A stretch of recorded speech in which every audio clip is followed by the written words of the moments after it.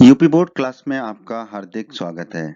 बच्चों, इस वीडियो में हम यूपी बोर्ड के कक्षा 9वीं के गणित के अध्याय 1 संख्या पद्धति की प्रश्नावली 1.2 के प्रश्नों को बहुत आसान तरीके से हल करेंगे और आपको बहुत अच्छे से समझ में आ जाएगा कि प्रश्नावली 1.2 के प्रश्नों को कैसे हल करना है। तो वीडियो को पूरा देखिएगा, अंत तक देखिएगा। बच्चों, यूपी बोर्ड ने अब एनसीईआरटी का सिलेबस लागू कर दिया है, तो ये एनसीईआरटी के सिलेबस पर ही आधारित है वीडियो, जो अब यूपी बोर्ड में लागू हो गया है। बच्चों, अगर आप हमारे चैनल पर नए हैं और आपने हमारे यूपी बोर्ड क्लासेस चैनल को अभी तक सब्सक्राइब नहीं किया है, तो आप हमारे यूपी बोर्ड के चैनल को जरूर सब्सक्राइब करें और बेल आइकन को भी दबा दें, घंटी को भी दबा दें। इससे क्या होगा, हमारे नए नए वीडियोस की नोटिफिकेशन सबसे पहले आपको मिलेंगे और जब भी आप यूट्यूब में कोई भी वीडियो सर्च करोगे तो हमारे चैनल के वीडियोस आपको सर्च में ऊपर दिखाई देने लगेंगे।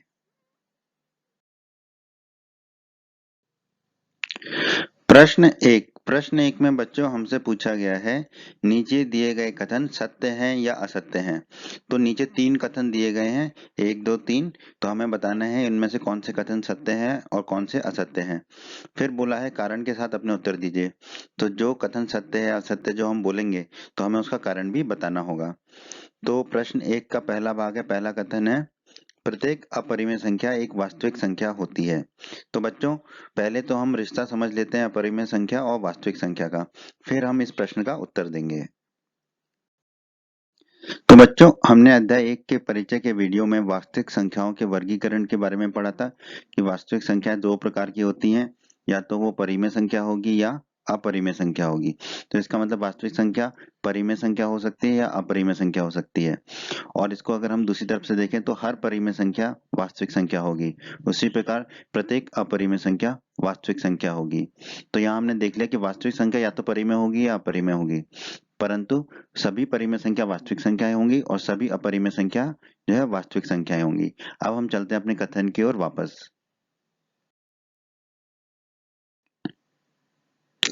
बच्चों, अभी हमने देख लिया है कि प्रत्येक अपरिमेय संख्या जो होती है वो वास्तविक संख्या होती है। इसका मतलब ये जो कथन दिया गया है कि प्रत्येक अपरिमेय संख्या एक वास्तविक संख्या होती है, ये कथन क्या है? सत्य है। तो हमारे प्रश्न का उत्तर है कथन सत्य है। कारण क्या है? क्योंकि वास्तविक संख्याओं का जो संग्रह होता है वो परिमेय और अपरिमेय संख्याओं से बना होता है, इसलिए जो अपरिमेय संख्या है वो वास्तविक संख्या तो होगी ही होगी। तो प्रश्न एक के भाग एक का हमारा उत्तर है कि दिया गया कथन सत्य है। अब हम चलते हैं प्रश्न 1 के भाग 2 में, यानी कि दूसरे कथन की तरफ।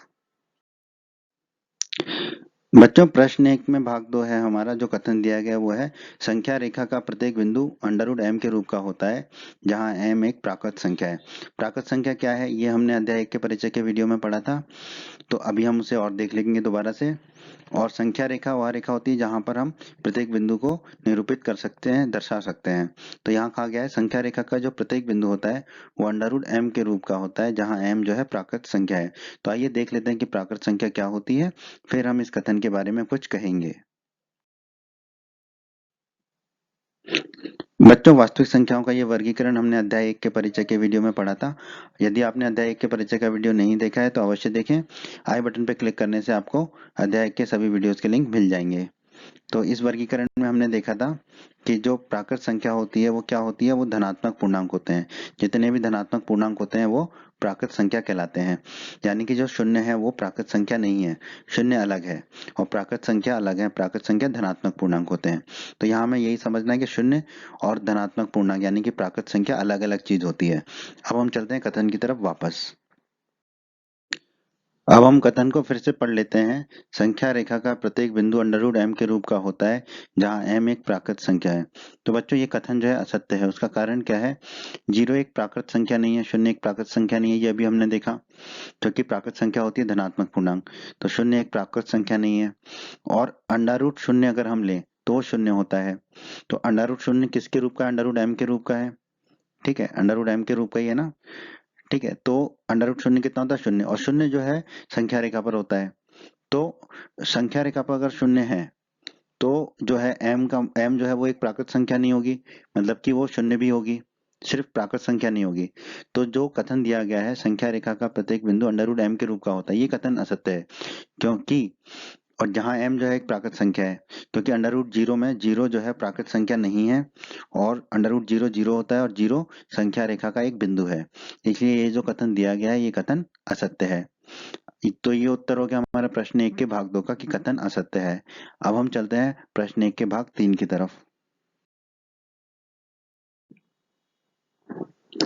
प्रश्न 1 के भाग 3 में हमें कथन दिया गया है, प्रत्येक वास्तविक संख्या एक अपरिमेय संख्या होती है। तो हमें बताना है कि ये कथन सत्य है अथवा असत्य है। ये प्रश्न 1 के भाग 1 की तरह ही है, तो इसको पहले समझ लेते हैं कि वास्तविक संख्या और अपरिमेय संख्या में क्या रिश्ता होता है, फिर इसका उत्तर दे देंगे बहुत आसानी से। तो वास्तविक संख्याओं का वर्गीकरण फिर से देख लेते हैं। वास्तविक संख्याएं दो प्रकार की होती हैं, या तो वो परिमेय संख्या होगी या अपरिमेय संख्या होगी। तो वास्तविक संख्या जरूरी नहीं है कि हमेशा परिमेय संख्या हो या हमेशा अपरिमेय संख्या हो। वास्तविक संख्या जो है परिमेय संख्या भी हो सकती है और अपरिमेय संख्या भी हो सकती है, कुछ भी हो सकती है दोनों में से। अब हम चलते हैं कथन की तरफ वापस। कथन है हमारा, प्रत्येक वास्तविक संख्या एक अपरिमेय संख्या होती है। और अभी अभी हमने देखा था कि वास्तविक संख्या या तो परिमेय संख्या होगी या अपरिमेय संख्या होगी। तो प्रत्येक वास्तविक संख्या एक अपरिमेय संख्या होती है, ये कथन असत्य है। तो ये हो गया हमारा उत्तर। कारण हम दे देते हैं, क्योंकि वास्तविक संख्याओं का जो संग्रह है वो परिमेय और अपरिमेय संख्याओं से बना होता है। वास्तविक संख्या या तो परिमेय संख्या होती है या अपरिमेय संख्या होती है। उदाहरण के तौर पर हम देखें तो जो 2 है वो वास्तविक संख्या है किंतु अपरिमेय संख्या नहीं है। तो कथन हो गया हमारा असत्य और उसका हमने कारण भी बता दिया। बच्चों, अगर आप हमारे चैनल पर नए हैं और आपने हमारे यूपी बोर्ड क्लासेस चैनल को अभी तक सब्सक्राइब नहीं किया है, तो आप हमारे यूपी बोर्ड के चैनल को जरूर सब्सक्राइब करें और बेल आइकन को भी दबा दें, घंटी को भी दबा दें। इससे क्या होगा, हमारे नए नए वीडियोस की नोटिफिकेशन सबसे पहले आपको मिलेंगे और जब भी आप यूट्यूब में कोई भी वीडियो सर्च करोगे तो हमारे चैनल के वीडियोस आपको सर्च में ऊपर दिखाई देने लगेंगे। प्रश्न दो में बच्चों हमसे पूछा गया है, क्या सभी धनात्मक पूर्णांकों के वर्गमूल अपरिमेय होते हैं? तो सबसे पहले तो हम बता दें कि हम पूर्णांकों और धनात्मक पूर्णांकों के बारे में अध्याय 1 के परिचय के वीडियो में पढ़ चुके हैं। तो यदि आपने अध्याय 1 के परिचय का वीडियो नहीं देखा है तो अवश्य देख लें। आई बटन में आपको अध्याय 1 के सभी वीडियोस के लिंक मिल जाएंगे। तो बच्चों, सभी धनात्मक पूर्णांकों के वर्गमूल अपरिमेय होते हैं, ये हमें बताना है कि ये सत्य है या असत्य है। तो पूर्णांक क्या होते हैं, पूरे अंक जो होते हैं उनको पूर्णांक कहते हैं। और धनात्मक पूर्णांक क्या होते हैं, जो पूर्णांक धनात्मक हो, जैसे कि 1 2 3 4 5 इत्यादि। तो हमें बताना है कि सभी धनात्मक पूर्णांकों के जो वर्गमूल होते हैं, अंडर रूट जो होता है, वो अपरिमेय संख्या होती है या नहीं होती है। यदि नहीं होती है तो ऐसी संख्याओं के वर्गमूल का उदाहरण दीजिए जो एक परिमेय संख्या है। तो हमें, अगर ये कथन असत्य है, सभी धनात्मक पूर्णांकों का वर्गमूल अपरिमेय नहीं है कि कुछ का परिमेय है, तो हमें ऐसी संख्या के वर्गमूल का उदाहरण देना है, धनात्मक पूर्णांक के वर्गमूल का उदाहरण देना है जो कि परिमेय संख्या हो। तो बच्चों, ये कथन जो है वो सत्य नहीं है। तो नहीं है तो उत्तर हो गया हमारा। अब हम उदाहरण देंगे, क्यों नहीं है ये भी समझ में आ जाएगा उदाहरण के माध्यम से। तो उदाहरण के लिए समझिए कि धनात्मक पूर्णांक हमने कुछ लिए, जैसे कि 4 9 और 25। ये धनात्मक पूर्णांक है। 4 का वर्गमूल, 4 का अंडर रूट होता है 2, 2 एक परिमेय संख्या है। उसी प्रकार 9 का अंडर रूट यानी कि वर्गमूल होता है 3, जो कि एक परिमेय संख्या है। 25 का अंडर रूट होता है 5 वर्गमूल, 5 भी एक परिमेय संख्या है। तो सभी धनात्मक पूर्णांकों के जो वर्गमूल है वो अपरिमेय होते हैं, ये असत्य है, ये गलत है। कुछ धनात्मक पूर्णांक ऐसे भी हैं जिनके वर्गमूल परिमेय संख्या होते हैं, जिनके हमने यहाँ कुछ उदाहरण दिए हैं। तो कथन असत्य है और हमने उदाहरण भी दे दिए। तो ये दोनों ही हमारे इस प्रश्न की 2 के उत्तर है बच्चों। प्रश्न तीन में बच्चों हमसे कहा गया है कि दिखाइए कि संख्या रेखा पर अंडर रूट 5 वर्गमूल 5 को किस प्रकार निरूपित किया जा सकता है। तो हम जानते हैं अंडर रूट 5 जो है वो एक अपरिमेय संख्या है। तो यहाँ पर हमें सीखना है कि कैसे जो है कोई संख्या जो अपरिमेय संख्या है, या कह लें कि अंडर रूट के अंदर कोई संख्या है, वर्गमूल के अंदर कोई संख्या है जिसका कोई वर्गमूल होता है और वो अपरिमेय संख्या है, को कैसे हम निरूपित करेंगे संख्या रेखा पर। तो अंडर रूट 5 के माध्यम से हम ये सीख लेंगे और ये प्रश्न भी हल कर लेंगे। तो क्या करना होता है इस तरह के प्रश्न को हल करने के लिए, जिस अपरिमेय संख्या को अंडर रूट के अंदर जो है उसको निरूपित करना है, उसकी लंबाई का एक कर्ण खींच लेंगे, वो भी फिर ये कितने √5, ठीक है। अब √5 को तो ऐसे भागों में तोड़ेंगे जो दो संख्याओं का वर्ग हो। जैसे कि √5 जो है 2 का वर्ग धन 1 का वर्ग, यानी कि 2 का वर्ग 4 धन 1 का वर्ग 1, 4 धन 1 5 होगा, ताकि हम पाइथागोरस प्रमेय लगाकर √5 को निकाल सकें। तो देखिए हमने ये चित्र बनाया, ठीक है, ये डायग्राम बनाया, इसमें √5 ले लिया OB, ठीक है, कर्ण को ले लेंगे √5 जिसको हमें निरूपित करना है। फिर OA ले लिया हमने 2 और AB ले लिया 1 और कोण A हो जाएगा हमारा 90 डिग्री का। तो हम यहाँ समकोण त्रिभुज हो गया तो पाइथागोरस प्रमेय लगा देंगे। आधार का वर्ग धन लंब का वर्ग, इस पूरे का इन दोनों के वर्ग का जो अंडर रूट होगा वो किसके बराबर होगा, कर्ण के बराबर, यानी कि OB के बराबर। तो OB हमारा होगा अंडर रूट के अंदर आधार का वर्ग यानी कि 2 का वर्ग धन लंब का वर्ग यानी कि 1 का वर्ग। तो अंडर रूट के अंदर हो जाएगा 2 का वर्ग 4 धन 1 का वर्ग 1, अंडर रूट के अंदर 4 धन 1 हो जाएगा 5। तो इस तरह से ये हमने √5 को निरूपित कर लिया यहाँ पर, ठीक है। अब क्या करेंगे, एक प्रकार की सहायता से O को केंद्र और OB को त्रिज्या मानकर, ठीक है। अब एक प्रकार लेंगे, प्रकार का नुकीला हिस्सा बिंदु O पर रखेंगे और पेंसिल को रखेंगे B पर। तो अब ये त्रिज्या मिल गई हमें, तो O को केंद्र मानकर OB त्रिज्या का एक चाप लगाएंगे कुछ इस प्रकार का। O को केंद्र मानकर OB त्रिज्या का एक चाप लगाएंगे। जो संख्या रेखा आपको जहां पे भी काटेगा उसको मान लेंगे हम बिंदु P।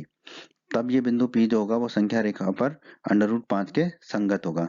तो ये जो मिला हमें OP, ये कितना मिलेगा, √5 के बराबर, क्योंकि हमने OB जो कि √5 के बराबर है उस त्रिज्या का चाप लगाया है। जो संख्या रेखा पर जहाँ काट रहा है तो वो दूरी भी √5 के बराबर ही होगी। इसी प्रकार हम अन्य संख्याओं को भी संख्या रेखा पर निरूपित कर सकते हैं जो अंडर रूट के अंदर हो, ठीक है। तो ये विधि हमने सीख ली और इस तरह से हमने √5 को भी निरूपित कर दिया संख्या रेखा पर।